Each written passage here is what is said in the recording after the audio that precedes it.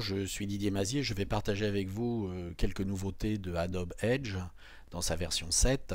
La première de celles-ci étant que Adobe Edge ne s'appelle plus Adobe Edge, mais Adobe Edge Animate, comme vous pouvez le constater sur cet écran. Adobe ayant décidé de pouvoir signifier avec le nom la finalité du logiciel, c'est-à-dire de faire des animations. Alors il y a pas mal de nouveautés, nous allons les voir en créant un premier document. Donc en faisant File New. Vous remarquez que je suis actuellement en anglais pour la bonne et simple raison, c'est que dans sa version 7, Edge est sorti avec un petit bug en français qui est assez pénalisant et donc je préfère travailler en anglais. Si vous souhaitiez changer de langue, vous le faites par le menu Add ou Help en anglais et vous pouvez changer de langue. Alors vous choisissez votre langue, n'oubliez pas de fermer et de réouvrir le logiciel. Bon, ici nous allons travailler en anglais. On pourrait également peut-être travailler en français, mais on va éviter les embêtements. Alors nous allons créer un nouveau document, donc par le menu pour vous en français, fichier nouveau, et nous allons déterminer la taille de notre zone de travail. Par exemple, nous allons déterminer que nous voulons une taille de 760 pixels.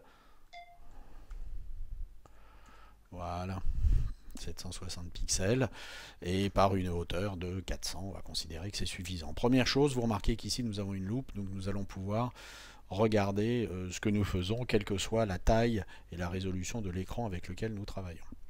Nous allons nous intéresser tout particulièrement aux fonctionnalités qui permettent de faire des mises en page liquides, c'est-à-dire des mises en page qui font lorsque vous avez un élément, par exemple un rectangle ici, d'une certaine couleur, nous allons le mettre dans une couleur qui va être un gris légèrement rosé. Si vous regardez ça dans un navigateur, vous apercevez que si vous changez la taille du navigateur, la taille de l'élément ne changera pas. Dans une mise en page liquide, cette taille changera.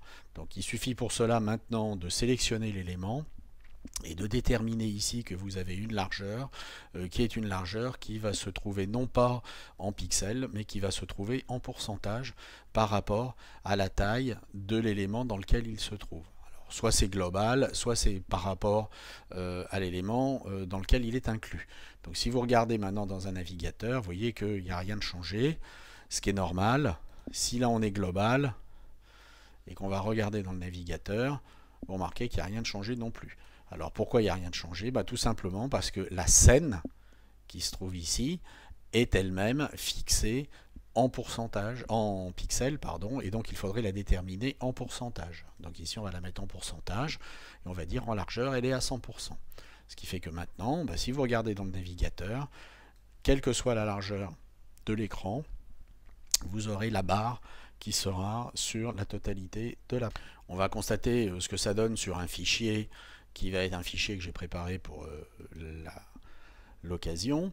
Vous voyez que ici, sur ce fichier, si nous regardons dans le navigateur, vous allez constater un certain nombre de choses. Premièrement, les éléments ne vont pas bouger en bas, vont rester en bas à droite, c'est-à-dire le flacon et le texte va rester en bas à droite.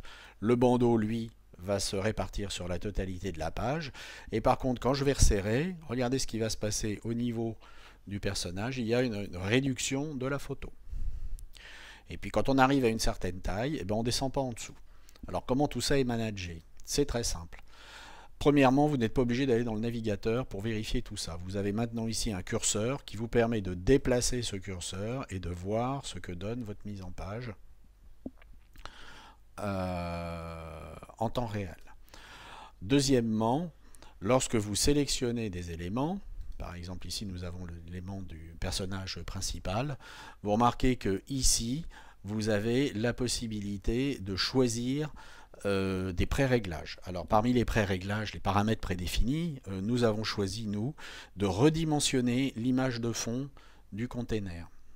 Donc en l'occurrence l'image qui se trouve à l'intérieur.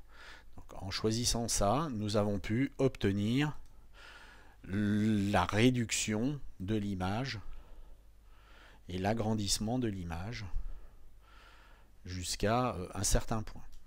Deuxièmement, au niveau de la scène, nous avons décidé que nous avons une taille minimum, que nous avons fixée à 700 pixels, au-delà de laquelle nous ne descendrions pas. Donc on peut déterminer ici une taille minimum et on pourrait également déterminer une taille maximale. Alors c'est exactement la même chose pour les éléments. Ici cet élément, on pourrait déterminer une taille minimum, soit en pixels, soit en pourcentage, en dessous de laquelle ça ne descendrait pas. Et enfin, nous avons sélectionné le flacon et ce texte que nous avons groupé et que nous avons positionné ici grâce à ces petits points d'ancrage en bas à droite, ce qui veut dire que l'ancrage se fait ici et donc ils seront toujours en bas à droite. Je peux agrandir, ils resteront toujours en bas à droite. Donc vous voyez que toutes ces petites fonctionnalités nous permettent de faire des designs qu'on appelle maintenant des designs responsive. Donc qui vont être l'enjeu majeur parce qu'ils s'adapteront à tout type d'écran, qu'on soit sur une tablette, qu'on soit sur un smartphone ou qu'on soit sur différentes tailles d'écran.